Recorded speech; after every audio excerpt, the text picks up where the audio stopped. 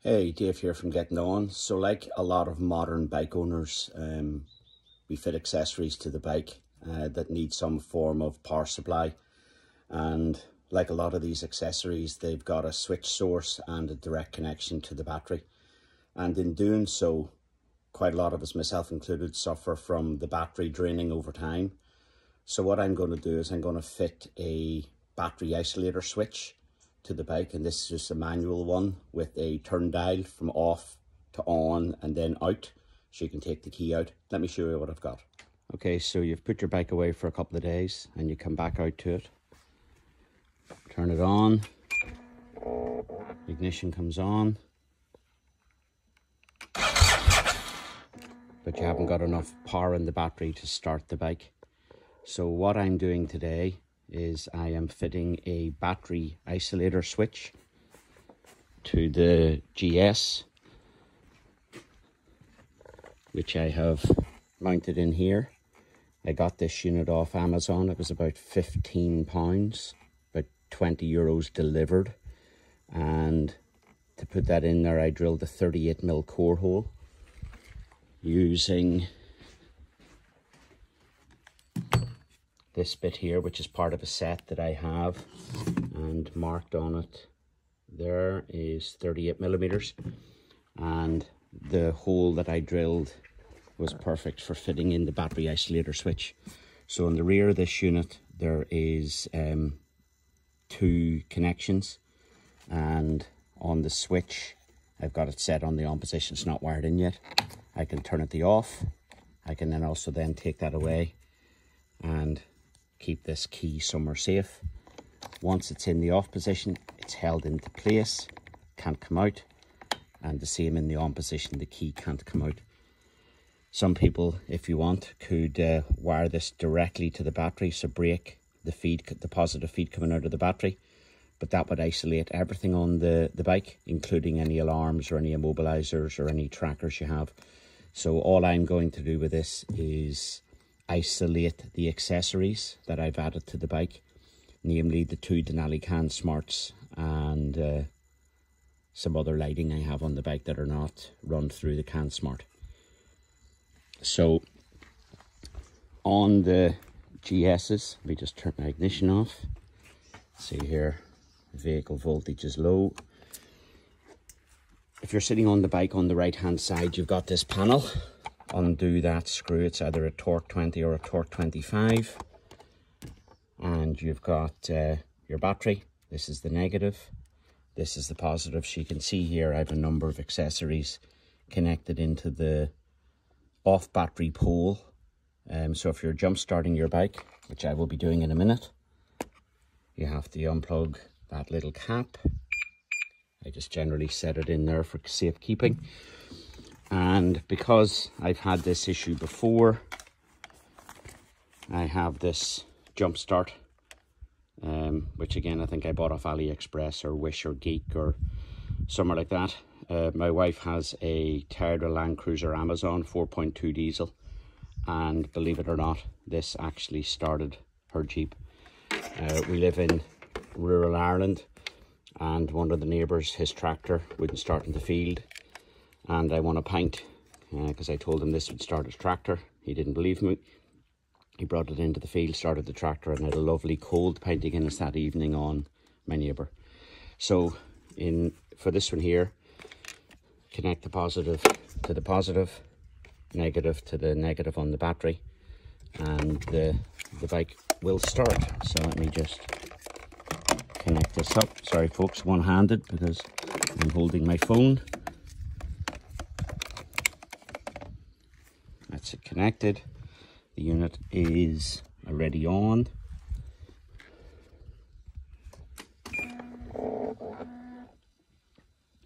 Just wait for the screen to go through. You'll notice here on my GS I've got this updated. I've got the hex GS 911 tool, and part of that you can change the display. So the bike now starts.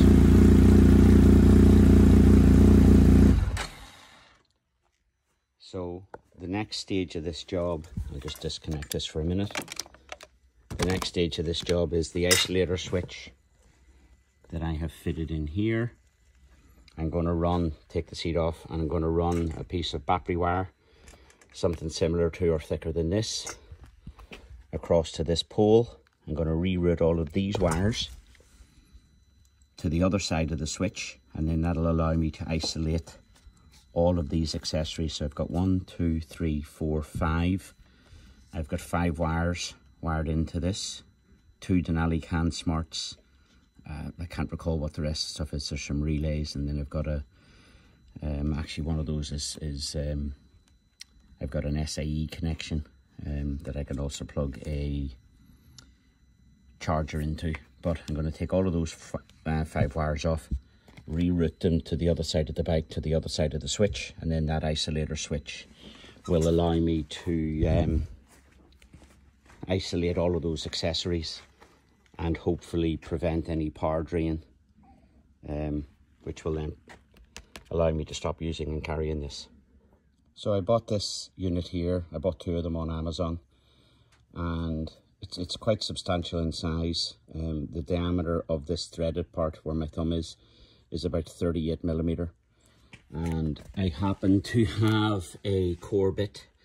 It's for wood, but I have to drill through some plastic, and that just happens to be the exactly same size as what I'm drilling. So I don't know if you can see it there, but it says 38mm, and I've already tested this on a bit of wood and drilled through the bit of wood with this 38mm core bit, and the battery isolator switch just pops down into it, no problem.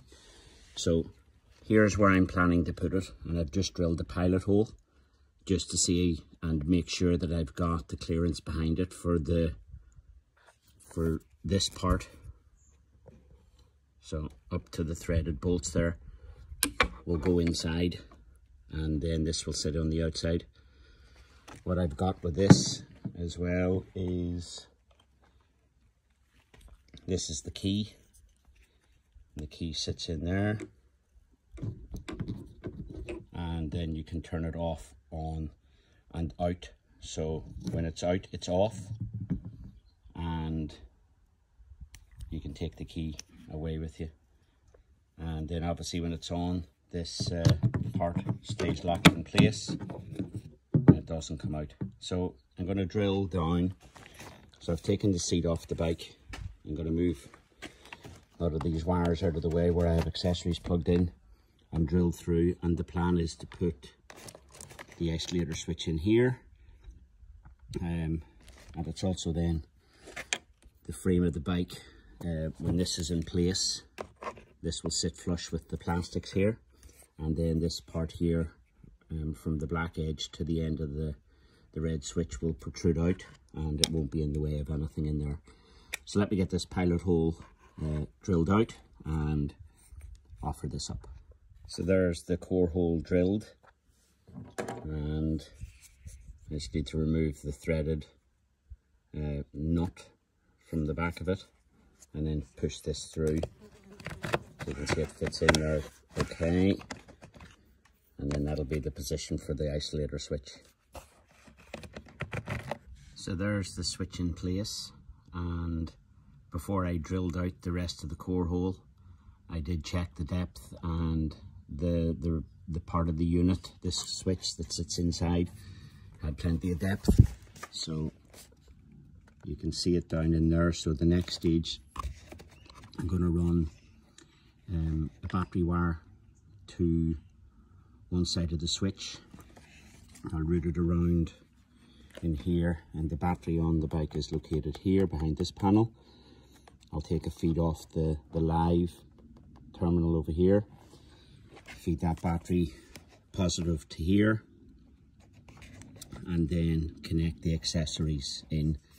So one of the ease of this is I can take this back out, feed the wires out, connect it into the back of the isolator switch, and then put the switch back into place. And what I'm going to do when I'm putting it back in behind this edge, I'm going to run a seal of silicone or Tech 7, and that'll keep it, one, it'll keep it tight, and two, it'll prevent any water getting in. This switch itself didn't come with any type of a rubber seal, So that's what I'll do. So the next stage of this is to pick up some of the battery wire and then reroute the cables that I've got into the battery here into the other side of the switch, and then that means I can turn off and isolate all of the accessories that I fitted to the bike that do not need constant power when the bike is off. So starting off where I left off on the last clip of the video, I drilled a 38mm hole in here on the side of the plastic casing, lined it up with the center of the DIN socket. Let me just show you the battery isolator switch. So this here is the battery isolator switch. I bought 2 of them because I'm going to fit this one to another bike I have. The diameter of this black area is 38 mils. Cut a 38mm hole here using a core bit. I then ran the wires down inside. I'm going to call this the battery box, the electronics box on the GSA, and down underneath part of the frame here, and then down into the battery. So here's the red wires coming around, going under the frame, coming down and into where the battery is. This is the factory main battery terminal because the positive of the batteries in the GSA is on the inside here. So they fitted a positive terminal here. Prior to installing this isolator switch, all of the wires that are wrapped up in here were connected directly to that battery terminal.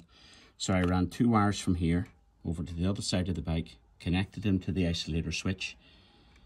All of the wires that were going in here that I wanted to isolate onto the positive, I've disconnected and made up this bunch, and I've isolated it off with tape. I put a bolt in here, I put a nut on it, and then I put a thread lock nut or a nylock nut on it so it won't come loose. So positive from here going to the isolator switch, and then the positive from the isolator switch coming back to here, and disconnecting or connecting all of these positive wires. So let me show you what I needed to do this job. So this is everything I needed to do the job.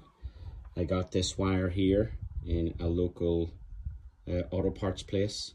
Auto parts place specializes in agricultural and trucks.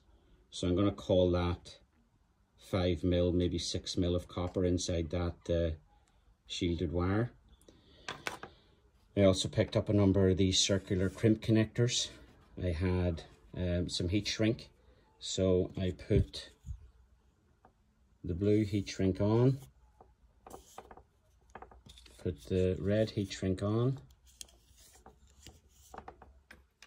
I put the connector on, and then crimped it down, slid up the blue heat shrinked it on, then slid up the red over the yellow bit and up to about the start of the metal part of this circular electrical connector.